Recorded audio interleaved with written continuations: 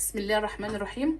اللي عايز ياكل البانيه زي ما انتم شايفينه بالشكل الجميل ده، والرز الريزو بتاع المطاعم ما بال احلى بقى وانضف، مش هقول لكم بقى الريحه قلب البيت كله. يتابع معايا الفيديو لغايه الاخر.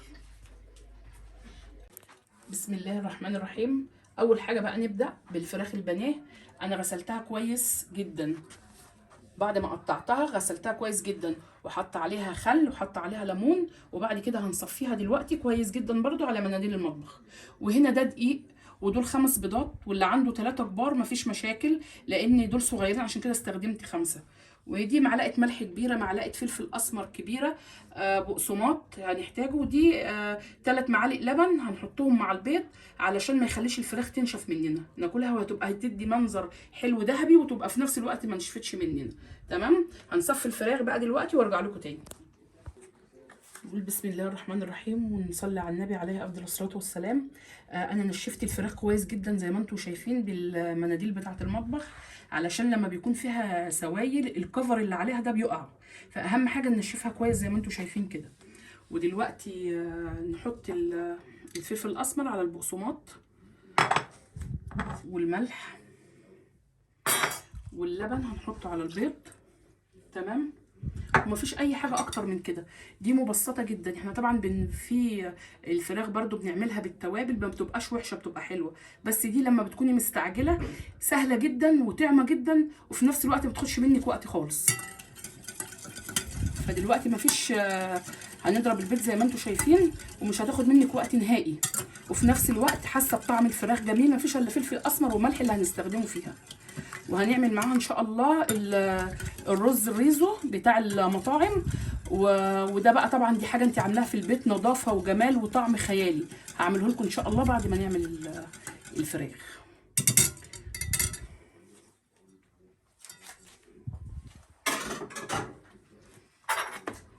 اول حاجه بقى هنقلب البقسماط بالملح زي ما انتم شايفين كده كويس جدا، ما تبقاش حته فيها تبقى فيها ملح كتير وحته لا هنقلبه كويس. اهم حاجه نتاكد ان احنا قلبناه كويس جدا كله. تمام. وهناخد بقى الفراخ. بسم الله الرحمن الرحيم. بسم الله الرحمن الرحيم. ما شاء الله طريقه جميله جدا، وهتلاقيها في الطعم جميل، مش التوابل كلها داخله في بعضها. مش هقول لكم ان تبقى التوابل وحشه، لا انا بعملها برضو بتوابل بتبقى حلوه، بس دي هتعجبكم جدا وهتلاقي طعمها في منتهى الجمال وما فيهاش اي حاجه. لو جالك حد على سهوه هتعمليها مش هتكمل معاكي حاجه، وتطلع ما شاء الله عليها في منتهى الجمال.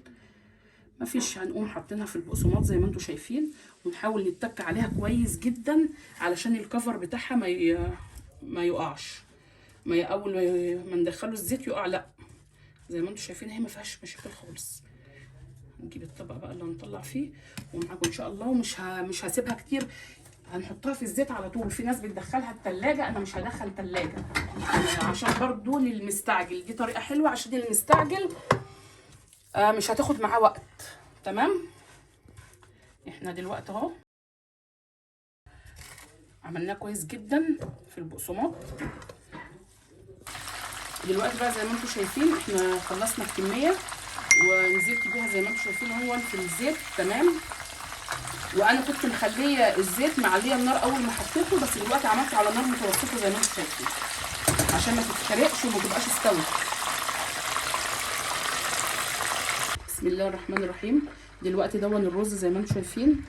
طبعا انا مش في مصر، بس هو بالرز المصري بيبقى جميل جدا، وعامه باي رز برده بيبقى حلو، وممكن برده بالرز البسمتي اي رز عندك هيبقى جميل جدا. وهنا ده عسل اسمر بنحطه مع الرز، ودي التوابل توم بودره وبصل بودره وكركم وبابريكا وشويه كزبره وقرفه. وطبعا هبقى اكتب لكم المقادير، تيجي معايا بقى عشان نبدا نعمل. بسم الله الرحمن الرحيم. دلوقتي ده الرز بعد ما غسلناه وصفيناه هننزله اهو، ودي معلقه زبده وشويه زيت صغيرين.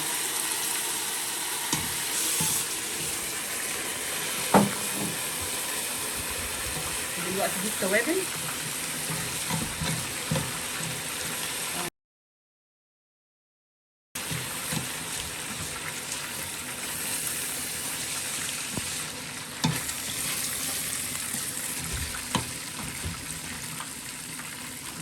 التوابل اهي.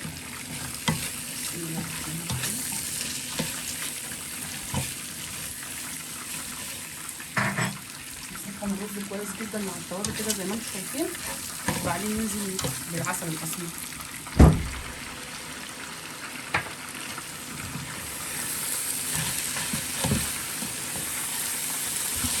لسه بقى معلقه الملح هنجيبها ونحط العقد بتاعها ويبقى كده تمام، ونشوفه بقى بعد ما يستوي ان شاء الله.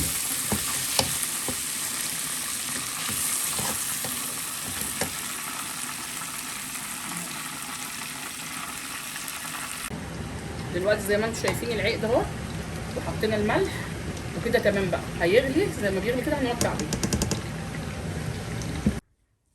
ودلوقتي بقى يا جماعه الرز اهو زي ما انتم شايفين، ما شاء الله بقى، مش قادره اقول لكم الريحه خطيره خطيره. بصوا منظر الرز عامل ازاي، ما شاء الله في منتهى الجمال. دلوقتي بقى نجيب المنظر النهائي علشان احنا بصراحه الريحه جوعتنا. وده بقى الشكل النهائي للبانيه والرز الريزو. مش هقول لكم بقى، الرز ريحته قلب الدنيا والبانيه خطير، وزي ما انتم شفتوا بطريقه سهله جدا. واللي يعجبه الفيديو لايك وشير وسبسكرايب للقناه عشان يوصلكم مني كل جديد. سلام عليكم ورحمه الله وبركاته.